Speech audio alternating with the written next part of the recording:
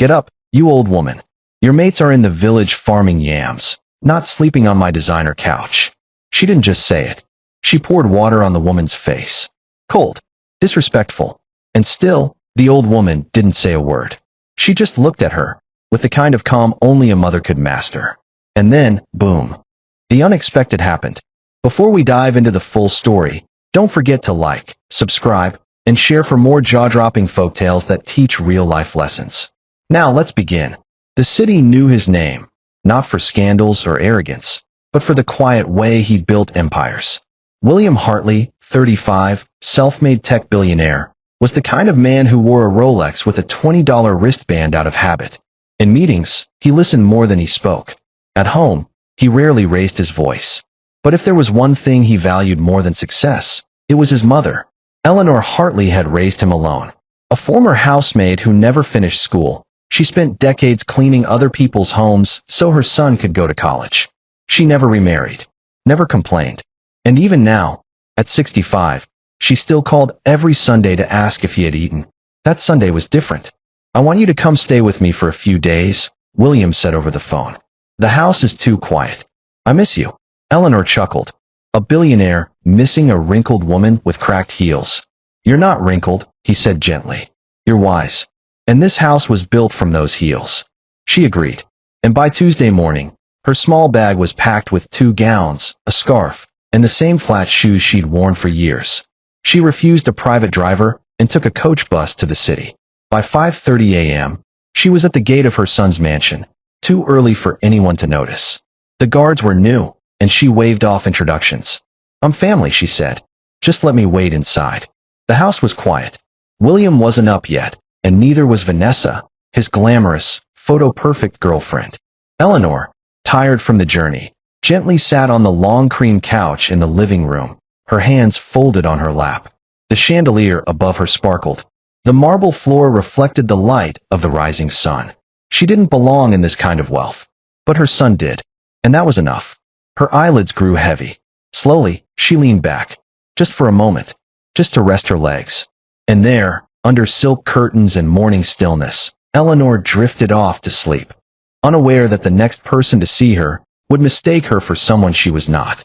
Upstairs, in a bedroom that looked more like a luxury boutique than a place to sleep, Vanessa Winters stretched lazily beneath silk sheets. Her manicured hand reached for the phone on the nightstand, and without even looking, she opened Instagram. Overnight, her latest post had hit 18,000 likes. Good, she whispered to herself. Let them see how a billionaire's woman lives. Vanessa loved the life. The cars, the cameras, the champagne brunches and helicopter proposals that hadn't come yet, but surely would. She'd dated men with money before, but William was different. Not just rich, respected, and that made her feel powerful. She didn't grow up with much, but she buried that part of her story long ago. These days, she only surrounded herself with luxury. From her imported wigs to the diamond studs in her ears, Vanessa lived to be seen. And if anyone forgot who she was, she reminded them. By 6:30 a.m., she was out of bed, in a robe, and heading downstairs to bark orders at the chef. She was used to house staff being invisible until needed. So when she stepped into the living room and saw an elderly woman sleeping on the cream-colored couch, her couch, she stopped cold. The woman was dressed plainly. Flat shoes, scarf tied loosely around her head. Not a hint of makeup. She was dozing peacefully, hands folded like a statue. Vanessa's eyes narrowed. What the hell is this? Her voice echoed in the silence. The old woman didn't stir. Vanessa's mind raced. A new maid? Who else would dare sleep on the furniture? Had William hired someone without telling her? And if so, why was she dressed like that? Shouldn't she be in the quarters with the rest of the staff? She crossed her arms and scoffed. This is why I told them we need a better agency. These village women don't know their place. She didn't care who the woman was. All she saw was someone who didn't belong in her picture-perfect world, a wrinkle in her designer reality. And in a moment of pure arrogance, Vanessa made a choice, one that would change everything. By 6:45 a.m., Vanessa was done pacing. The sight of the woman still curled on the couch gnawed at her like a stain on a white dress. She had sent a message to William, but got no reply. The chef hadn't arrived. The silence in the mansion made her irritation louder. She couldn't take it anymore. She stormed into the kitchen, filled a tall glass with cold water, and returned, heels clicking sharply against the marble. Her robe swayed, as if announcing her mood. Standing over the sleeping woman, Vanessa rolled her eyes and hissed, "This isn't a village market bench." And before giving her the dignity of being woken with words, she tilted the glass and poured. The water struck Eleanor's face like ice. She gasped, coughing as she jerked upright, eyes wide with shock and confusion. Vanessa took a step back, arms folded smugly. "Good morning, Grandma. Or should I say, house girl." Eleanor blinked, wet scarf clinging to her forehead.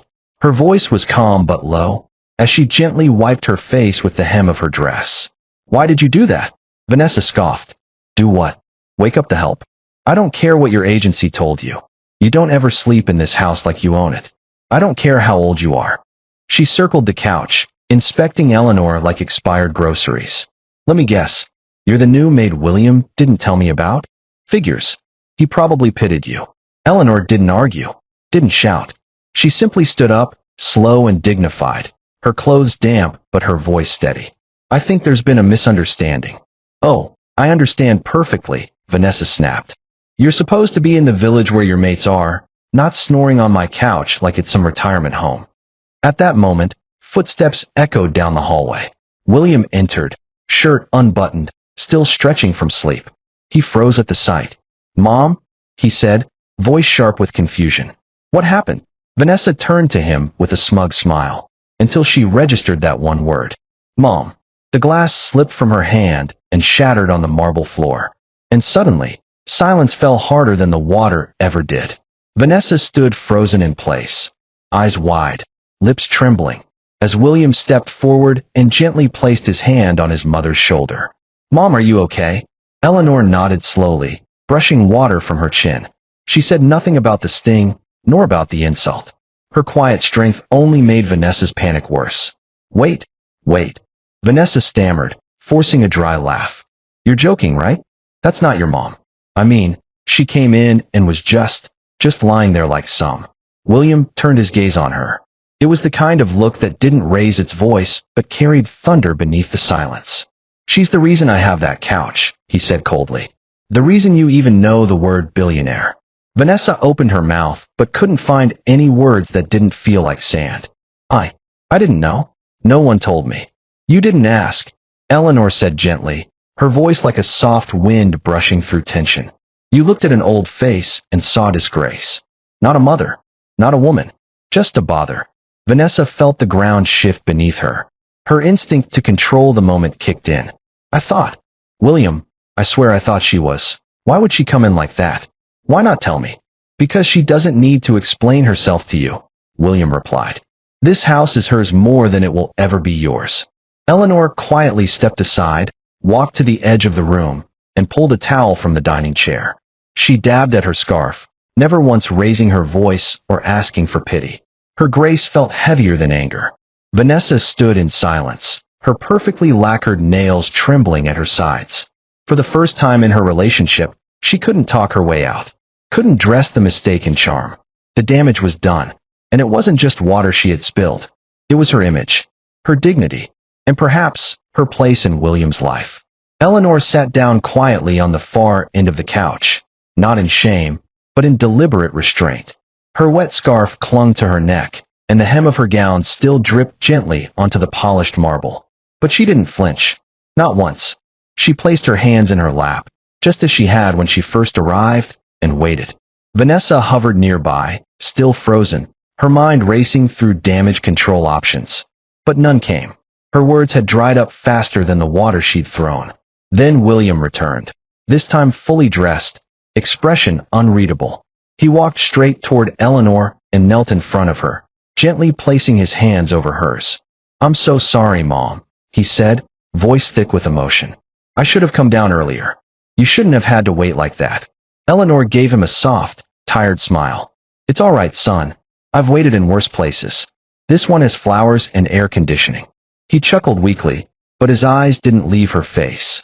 He dabbed the edge of her scarf with a napkin, the way a child would clean something precious. Vanessa watched, stunned. This was a side of William she had never seen. Tender, humble, unshaken by pride. The billionaire knelt before an elderly woman like a boy grateful for her presence. It didn't match her version of him, the version that threw lavish parties, wore tailored suits, and made headlines. And then it hit her. This woman made him, not with money, but with love, with sweat, with sacrifice. Eleanor placed a gentle hand on William's cheek. You've done well, my son, and I'm proud of the man you are. You didn't need to build all this to impress me. Your heart was enough. He swallowed hard, brushing something from his eye. You're staying in the master guest room. No arguments. Only if you let me cook tonight. They both smiled, a shared language Vanessa didn't speak. From across the room, she suddenly felt like an intruder. Not because Eleanor had taken her place, but because Eleanor had always had a place she never saw. A place earned, not demanded. Vanessa stood by the staircase, arms wrapped tightly around herself, as though trying to keep her pride from unraveling. The room felt colder now, not because of the air conditioning, but because the truth had stripped her bare. She had mocked a queen in her own son's palace, poured water on the woman who once fetched water for the man she now bragged about dating. And worse, she had done it with venom, not knowing she was sipping poison from her own cup. Eleanor, meanwhile, remained calm. Not a single bitter word had escaped her lips. No lectures, no confrontation, just silence, deep, heavy, and more powerful than rage. She rose from the couch slowly, her dress still damp, and turned to Vanessa.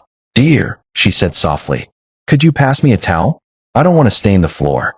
Her voice carried no spite, no sarcasm, just grace. Vanessa's hand trembled as she reached for the folded towel William had set aside.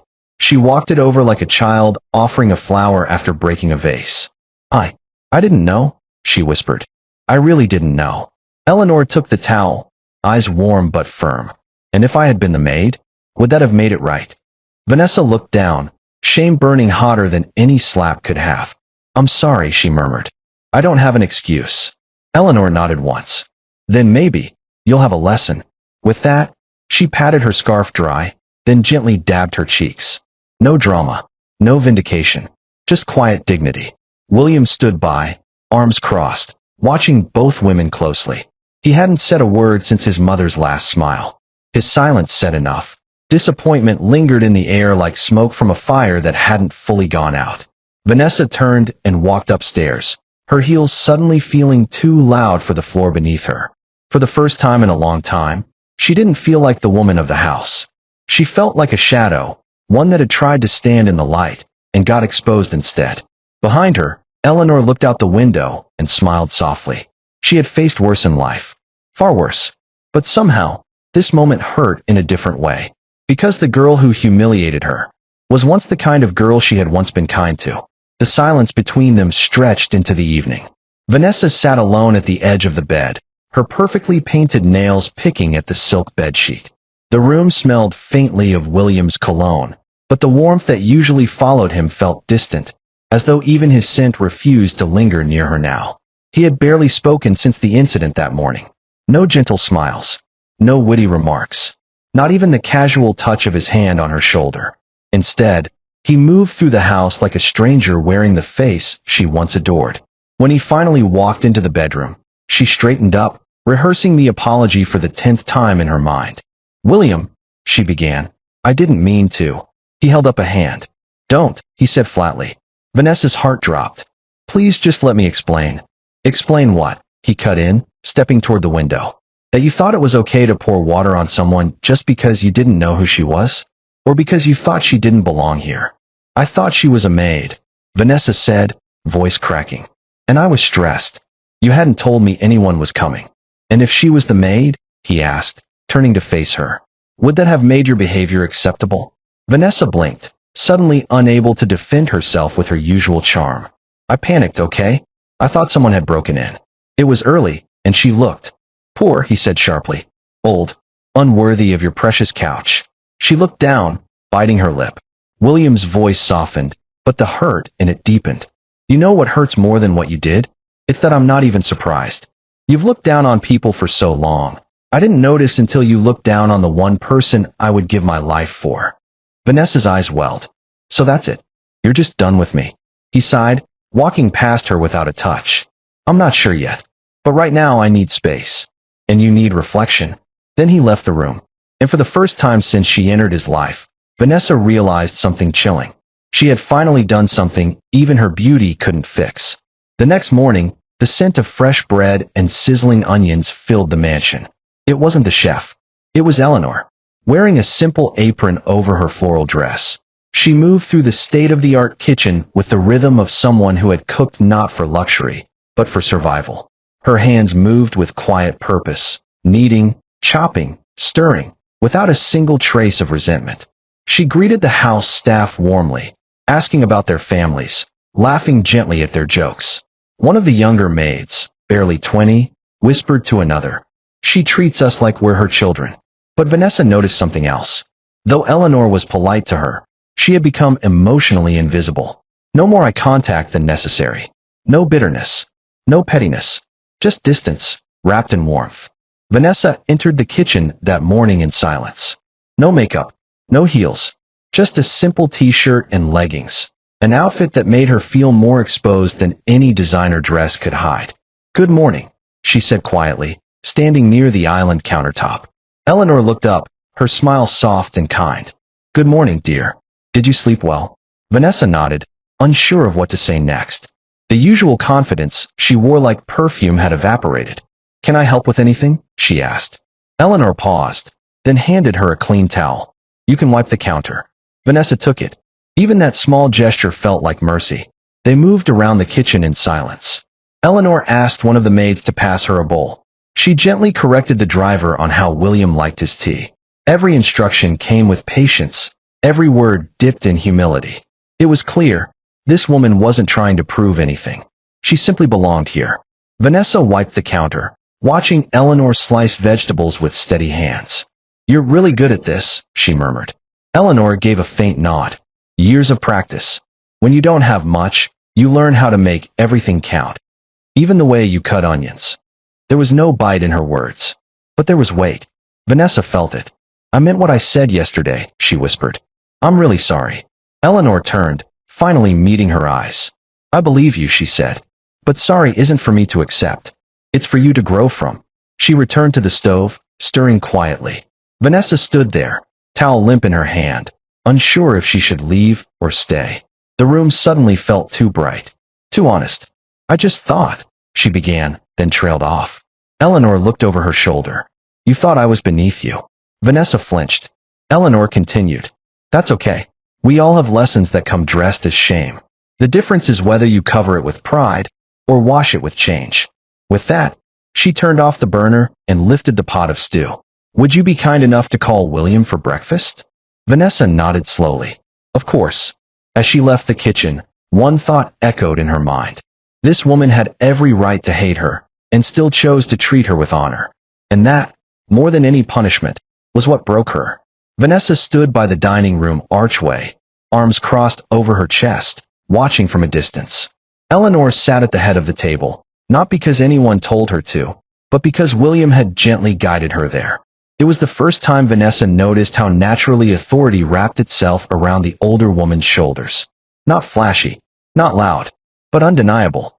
As the house staff brought out dishes one by one, Eleanor thanked each of them by name. She knew the cleaner's son had just started school. She reminded the chef to take his blood pressure pills. She even complimented the gardener's new haircut. And every time she spoke, people listened. Vanessa pulled out a chair and sat beside William. He didn't look at her, not out of cruelty, but because something had changed. His attention no longer orbited her. And for the first time, she wasn't the most admired woman in the room. Eleanor served everyone herself. No fuss, no delegation. She placed a bowl of stew in front of William and smiled like she used to when he was a boy eating on the floor of their tiny rented room. "Still your favorite," she said. William grinned. "Always." Vanessa glanced down at her own bowl. The food smelled amazing. Rich. Seasoned. Real. Not the plated art she usually requested from the chef. It made her feel out of place, like she was the only one pretending while everyone else was simply living. "Vanessa," Eleanor said gently, "try the sauce. It's an old family recipe." There was no sarcasm in her voice. No bitterness. Only that unnerving kindness that wrapped around the knife of guilt. Vanessa took a bite. It was perfect. She looked up. "Thank you," she said quietly. Eleanor just smiled and turned back to the table. But something shifted in Vanessa. She looked at the woman across from her, the one she had humiliated, and all she saw now was elegance. Not the kind born in designer labels or Instagram filters, but the kind carved out by decades of dignity. She noticed Eleanor's hands, rough, lined, and darkened by years of labor. And yet, they held the room together more gracefully than her own manicured fingers ever could. Vanessa pushed her chair back slightly, suddenly uncomfortable in her own skin. Everything around her, the home, the relationship, the attention, had felt like a throne. But she wasn't the queen. She was just occupying space. And the real queen had arrived. Quietly, without announcement, without makeup, without pride, just presence. After breakfast, Eleanor walked to the living room and picked up a small photo frame from the side table. It was William's graduation picture. He wore a cheap suit and an oversized smile. Her eyes welled up slightly. "I sold my wedding ring to buy that suit," she said softly. Vanessa heard it from the hallway. The words landed in her chest like bricks. That was the moment it clicked. Eleanor wasn't just his mother. She was the reason he became who he was. And Vanessa? She had nearly drowned that legacy in a cup of water. The long mahogany dining table shimmered under a crystal chandelier, set with gold-rimmed plates and flickering candlelight. It was meant to be an elegant evening. Just family, just food, but the atmosphere was stiff with something unspoken. Vanessa had spent hours choosing the perfect dress, a sleek emerald gown that hugged her frame. Her makeup was flawless, and she smiled on cue, even laughed politely. But she could feel the walls watching her. Or maybe it was Eleanor's quiet presence at the other end of the table. Dinner was delicious, thanks to Eleanor's homemade roast, but Vanessa barely tasted it. Every clink of a fork made her flinch. William had said little since they sat down, occasionally nodding at staff or thanking his mother, but not once had he looked in her direction. She kept waiting for him to speak to her, to break the ice, to offer her a bridge. But what came next was not what she expected. William wiped his mouth with his napkin, cleared his throat, and stood. "I want to thank everyone for coming tonight," he began. "Especially my mother. It's been a while since we've had a proper family meal like this, and I've missed it." Eleanor smiled softly, raising her glass. "But," William continued, his tone shifting, "there's something I need to say." The room stilled. Vanessa straightened. Her eyes flicked toward him. This was it. The toast. The forgiveness. The reset. "I've been doing a lot of thinking lately," he said, "about the kind of man I want to be, and the kind of woman I want beside me." Vanessa's smile faltered. William turned toward her now, voice firm but not cruel. "I can't ignore what happened. Not because I enjoy holding grudges, but because moments like that reveal character." She opened her mouth, but he gently raised his hand. "Please, let me finish." He took a breath. "I don't know yet what this means for us. I'm not making a dramatic decision tonight. But I need space, real space, to reevaluate everything." Vanessa's heart sank. The guests remained quiet. Even Eleanor said nothing, her face unreadable. The toast was made. But it wasn't to love. It was to clarity. And Vanessa realized, with dread, that the table she once ruled was now slipping out from under her. Later that night, the mansion had gone quiet. The staff had cleared the dishes. The candles had burned low. William was in his study. The guests had left, and only faint echoes of clinking glass and footsteps lingered in the air. Vanessa wandered through the dim hallway, barefoot now, her heels discarded. Her dress no longer felt elegant. It felt tight, like a costume that no longer belonged to her. She paused near the garden doors, needing air, but hesitated when she noticed someone already sitting outside. It was Eleanor, alone on the patio, sipping a cup of tea, her back straight, her scarf neatly tied. Vanessa hovered in the doorway, unsure whether to interrupt. She wanted to flee, and yet, something in her heart begged her to stay. Eleanor looked over, her expression unreadable. "You can sit," she said calmly. Vanessa obeyed, lowering herself onto the wicker chair opposite her. The air was cool, the night still. "I didn't expect dinner to go like that," Vanessa whispered, her voice brittle. Eleanor took another sip before responding. "Neither did I. But life doesn't always consult us before it teaches us something."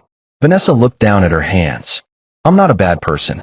I believe that," Eleanor said, nodding gently. "But sometimes, being blind to others is enough to cause damage." Silence again. Then Eleanor placed her cup down slowly. You know, when I was your age, I cleaned homes for a living. Scrubbed floors, washed clothes by hand, polished windows I could never afford to look through. I was a maid. Vanessa looked up, startled. Eleanor's gaze was steady. I was a maid, she repeated. But I raised a king.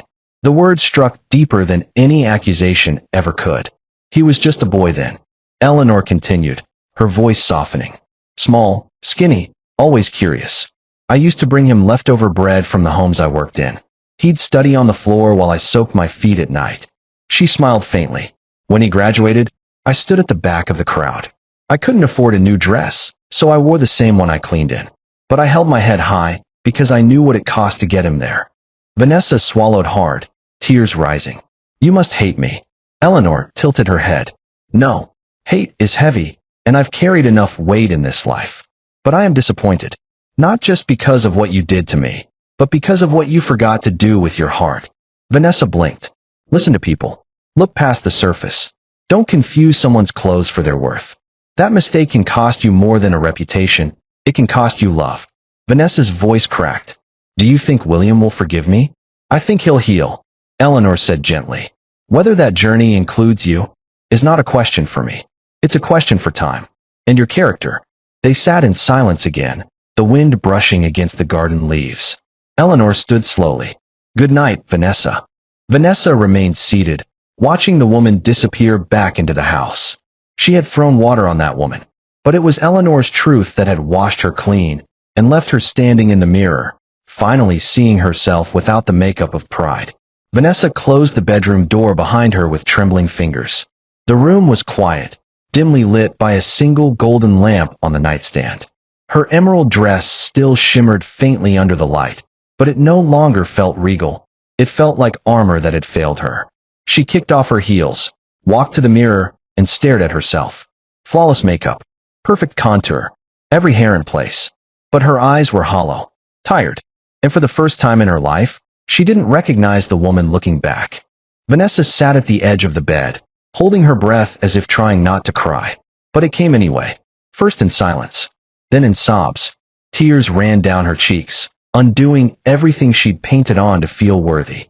And the moment she whispered, "I'm so stupid," into the empty room, it echoed like a confession no one asked for, but she needed to say.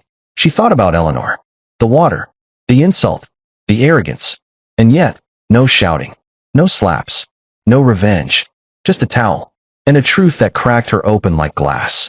Vanessa buried her face in her hands. She had grown up craving control, determined never to feel small again after the way her own father belittled her mother. Vanessa had built a life of perfection to hide the fear of being powerless. And somehow, that fear had turned her into the very kind of person she used to resent. She remembered Eleanor's words on the patio. I was a maid, but I raised a king. It replayed in her head like a haunting melody, too soft to ignore, too sharp to forget. She hadn't been punished. She hadn't been shamed. She had been shown mercy, and that was what broke her. Because Eleanor had every right to lash out, to make her grovel, to humiliate her in return. But she didn't. She offered kindness that Vanessa knew she hadn't earned, and now couldn't forget. Vanessa stood and walked to the wardrobe. She pulled off her dress, wiped off the last trace of makeup, and slipped into a plain robe. Then she sat by the window and stared into the dark garden below, where the wind gently brushed over the chairs Eleanor had sat in. For the first time in a long time, Vanessa didn't feel beautiful or powerful. She just felt human. And somehow, that honesty hurt more than shame ever could. She curled up on the edge of the bed and whispered to no one, I don't want to be this version of me anymore. Then, in the quiet, a single tear landed on her palm. It didn't fall because she had lost William. It fell because for once, she had seen real royalty, and it wore cracked hands, wrinkled scarves, and a heart far richer than her entire wardrobe. Vanessa waited by the entrance of William's study the next morning, clutching a tray with a cup of his favorite coffee, 2 sugars, no cream. A quiet peace had settled over the house, but it only made her feel more exposed. She hadn't slept. Her eyes were red, her steps uncertain, but her intention was real. She knocked gently. William. There was a pause. Then his voice, calm but distant. Come in. He was seated behind his desk, laptop open, eyes scanning a document. He didn't look up as she entered, but she noticed he had trimmed his beard, a small sign of order in the chaos between them. I brought this, she said softly, setting the coffee down. Thanks. Silence. She took a seat across from him, folded her hands nervously, and forced the words through the knot in her throat. I know I can't undo what happened, but I need to say it anyway. I'm sorry. For everything. For what I did to your mom, for how I acted, for the woman I've been. William closed his laptop slowly. His eyes finally met hers. And what she saw wasn't anger. It was sorrow. I believe you're sorry, Vanessa, he said gently. But that doesn't mean we can keep going. Her heart cracked. Please don't say that. I've changed. No, you're changing, he corrected. And that's good. I want that for you. I really do. But sometimes, a wound teaches better than a second chance. Vanessa blinked back tears. So that's it. After everything we've built together? William leaned forward. You love the life, Vanessa. But I'm not sure you ever really loved the man.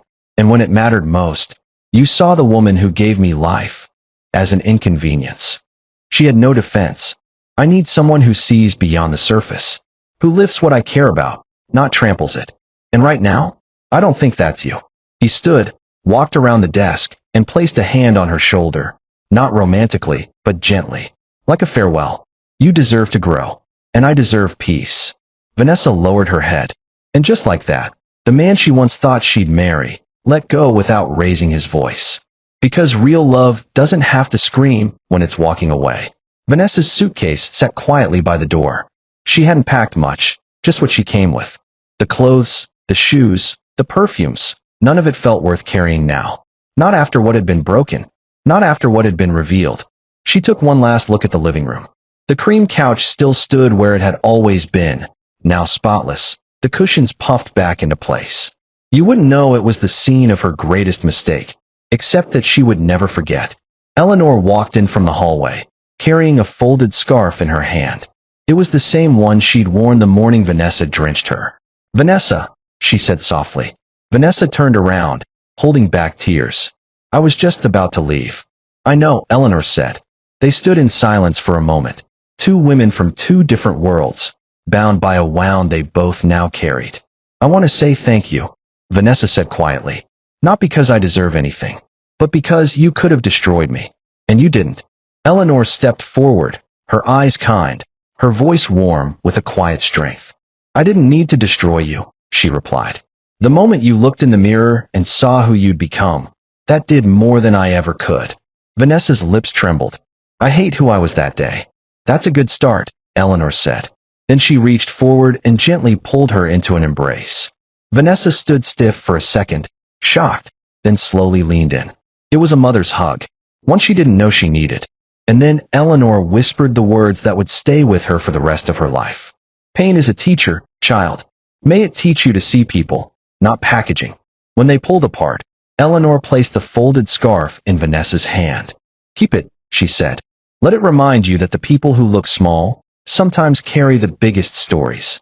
Vanessa nodded, wiping her cheek. Take care of yourself, Eleanor added.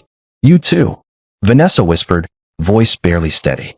Then she turned, opened the door, and stepped out into the sunlight. She came into that house wearing pride. She left with something far more valuable. A lesson she would never forget. The wheels of Vanessa's luggage rolled softly across the cobblestone driveway, echoing louder in her ears than the words she'd failed to say. She didn't ask for a driver. Didn't want a grand farewell. There was no need for ceremony now. Only silence, the kind that wraps around a person when the truth has humbled them. As she reached the iron gate, she paused and looked back one last time. The mansion stood tall, just as it always had, but something about it felt different. It no longer looked like a prize. It looked like a place where she had been tested and found wanting. Then her eyes drifted to the garden. There, under the soft shade of a tree, sat Eleanor. She was on a wooden bench, watering a small row of potted plants with a silver can. She wore a wide-brimmed hat, and a calm smile curved her lips. The scarf Vanessa had returned was tied loosely around her neck, the ends swaying gently in the breeze. She looked peaceful, at home, regal, in a way no wealth could imitate. Vanessa stood for a long moment, watching her. The same woman she had once dismissed as a village burden. A nobody. A mistake. But now she saw the truth. Eleanor hadn't just built a home. She had built a man. And through him, a legacy. And that legacy, the one Vanessa thought she'd stepped into like a queen, had never been hers to inherit. Not because she lacked wealth or beauty, but because she had lacked the heart to carry it. Eleanor glanced up then, as if sensing the gaze. Their eyes met. She didn't wave. She didn't rise. She simply smiled, warm and quiet, like someone who knew the world would keep spinning in her favor, with or without applause. Vanessa gave a small, respectful nod, then turned and walked out of the gate, the world outside feeling heavier, but somehow clearer.